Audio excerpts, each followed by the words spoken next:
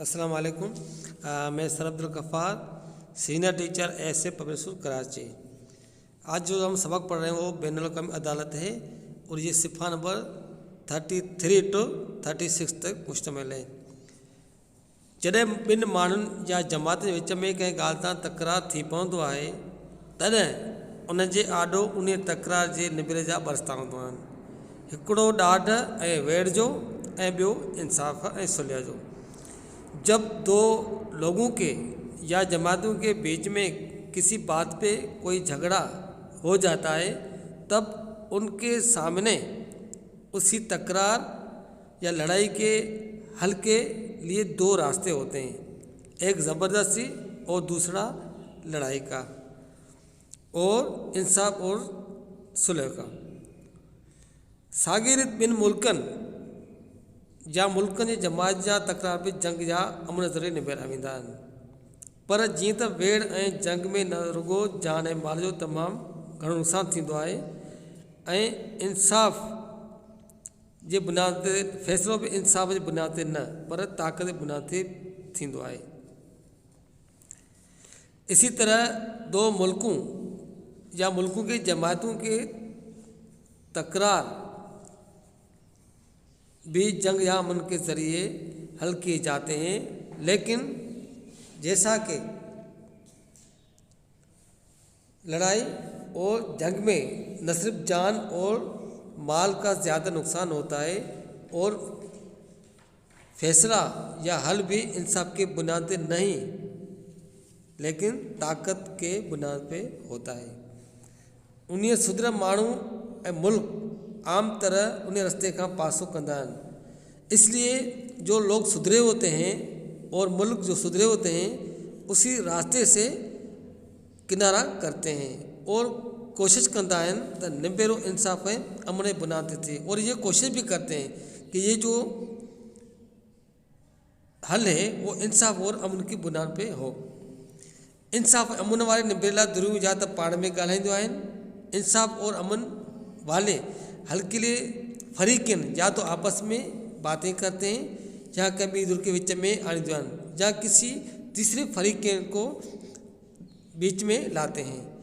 ॿी हालत में वञी अदालत जो दर खड़काईंदा आहिनि या तो दूसरी हालत में वो अदालत का दरवाज़ा खटखटाते हैं। फ़र्दनि ऐं जमात जे तकरारनि जो निबेरो त उन मुल्क जो अदालतूं कंदियूं आहिनि जिते उहे फ़र्द ऐं जमातूं रहंदड़ हूंदियूं आहिनि, पर मुल्कनि जा पाण में तकरार हिकु आलमी अदालत निबेरींदी आहे जंहिंखे इंसाफ़ जी बैनुल अक़वामी अदालत सॾिजे थो। हीअ अदालत गॾु मुल्कनि वारे इदारे तरफ़ां बैनुल अक़वामी अदालत इंसाफ़ जे दाइमी अदालत जे जाइ ते क़ाइम कयल आहे। अफ़राद और जमातों के तकरारों का हल तो उन मुल्क की अदालतें करती हैं जहाँ पे वो अफराद और जमातें रहती हैं, लेकिन मुल्कों का आपस में जो तकरार होते हैं, लड़ाई होती है, वो एक आलमी अदालत हल करती है जिसको इंसाफ की बैनुल अक़वामी अदालत कहा जाता है। ये अदालत मुत्तहिदा कौमों वाले इदारे की तरफ से बैनुल अक़वामी इंसाफ के दायमी अदालत के जगह पे कायम की गई है। दायमी अदालत कौमों जी अंजुमन तरफ़ां 1921 में बर्पा कई वई। ॿी आलमी जंग खां पोइ कौमुनि जी अंजुमन खे टोड़े गॾियल क़ौमुनि जो इदारो ठाहियो वियो। तॾहिं दाइमी अदालत खे ख़तमु करे बैनुल अक़वामी अदालत जोड़ी वई। उन अदालत जो पहिरियों इजलास अप्रैल ऐं मई 1946 में थियो। दाइमी अदालत कौमों की अंजुमन के तरफ से 1921 में कायम की गई। दूसरी जंग अजीम के बाद कौमों अंजुमन को तोड़कर मुत्तहिदा कौमों का इदारा बनाया गया। तब दाइमी अदालत को ख़त्म करके बैनुल अक़वामी अदालत बनाई गई। उसी अदालत का जो पहला इजलास था वो अप्रैल और मई 1946 में हुआ। हिन अदालत में 15 जज आहिनि जन खे गॾियल क़ौमुनि जी जनरल असेंबली ऐं सलामती काउंसिल 9 वरनि जे अरसे लाइ चूंडींदी आहे। जेका जाइ कंहिं जज जे गुज़ारे वञण या कंहिं ॿिए सबब जे करे ख़ाली थींदी आहे सा उन जज जे रहियल मुदे लाइ भरी वेंदी आहे। जिन जजनि जे अयामकारी जो मुदो पूरो थी वेंदो आहे से ॿीहर चूंडिजी सघनि था।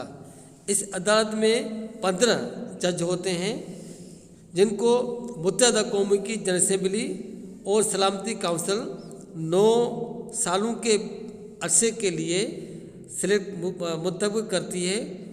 जो जगह किसी जज के वफात के बाद या किसी और सबब के वजह से खाली होती है वो उस जज के बाकी मुद्दे के लिए भरी जाती है। जिन जजों के अरसा मुद्दत का पूरा हो जाता है वो दोबारा मुंतखब हो सकते हैं। हिन कोर्ट जो सदर मक़ाम हॉलैंड के शहर हेग में आहे, पर कोर्ट जिते चाहे किथे भी इजलास करे सघे थी। कोर्ट जे दस्तूर हेठि उन अदालत मुअतल वारे ॾींहं छॾे बाक़ी सॼो साल खुलियल रहणो आहे। पंहिंजे कमकार में उहा बिल्कुलु ख़ुदमुख़्तार आहे। उनजा जज पाण मज़ा किन बि ॿिनि ॼणनि खे अदालत जो सदर ऐं नायब सदर करे चूंडींदा आहिनि। रजिस्ट्रार ऐं ॿिया अमलदार ऐं हेठियों मिलो बि हू पाण मुक़ररु कंदा आहिनि। सदर ऐं रजिस्ट्रार खे हेग में रहणो पवंदो आहे। इस कोर्ट का सदर मकाम हॉलैंड शहर हेग में है, लेकिन कोर्ट जहाँ भी चाहे इजलास बुला सकती है। कोर्ट के दस्तूर के मुताबिक उसी अदालती छुट्टियों वाले दिन छोड़कर बाकी पूरा साल खुला रहना होता है। अपने काम काज में वो बिल्कुल खुद मुख्तार है। उनके जज अपने आप में से ही किसी भी 2 बंदों को अदालत का सदर और नायब सदर करके मुंतखब करते हैं। रजिस्ट्रार, दूसरे अमलदार और मातहत अमला भी वो खुद मुकर्रर करते हैं। सदर और रजिस्ट्रार को हेग में ही रहना होता है। ये कोर्ट गैर क़ौमुनि वारे इदारे जे फ़क़ति अहिड़नि मेंबर मुल्कनि जा केस ॿुधंदी आहे जिन उन दस्तूर खे क़बूल कयो हूंदो। जेकी मुल्क गैर क़ौम जा मेंबर न आहिनि पर हिन अदालत जे दस्तूर खे क़बूल कनि था ऐं उन जे फ़ैसिलनि सां बदल रहण जो इक़रार कनि था, से पंहिंजा तकरार उन खां निबेराए सघनि था। ये कोर्ट मुत्तहदा कौमों वाले इदारे के फ़क़त ऐसे मेंबर मुल्कों का केस सुनती है जिन्होंने इसके दस्तूर को कबूल किया होगा। जो ममालिक मुत्तहदा कौमों के मेंबर नहीं हैं लेकिन इस अदालत के दस्तूर को कबूल करते हैं और उनके फैसलों से के पाबंद रहने का इकरार करते हैं, वो अपने तकरार उसी से हल करा सकते हैं। कोर्ट जे फैसले जी पोइवारी न थिए त उन जो हुजणु न हुजणु बराबरि आहे। क़ौमी कोर्टूं जीअं त ख़ुदि मुल्की हुकूमत जो अहम हिसो हूंदियूं आहिनि, उन करे उहे पंहिंजे फ़ैसिलनि जे पोइवारी करण जो अख़्तियार रखनि थियूं, पर बैनुल अक़वामी अदालत कंहिं हुकूमत जो हिसो न आहे।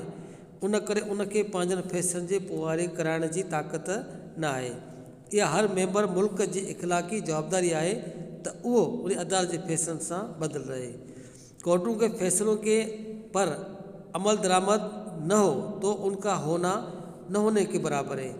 कौमी कोर्टें जैसा कि खुद मुल्की हुकूमत का अहम हिस्सा होती हैं, इसलिए वो अपने फैसलों के पोइवारी कराने में अख्तियार रखती हैं, लेकिन बैनुल-अक़वामी अदालत किसी हुकूमत का हिस्सा नहीं है, इसलिए उनको अपने फैसलों की जिम्मेदारी या पूराई कराने की ताकत नहीं है।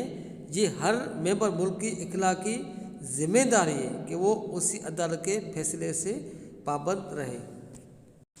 बेटा हमारा सबक कंप्लीट हो गया।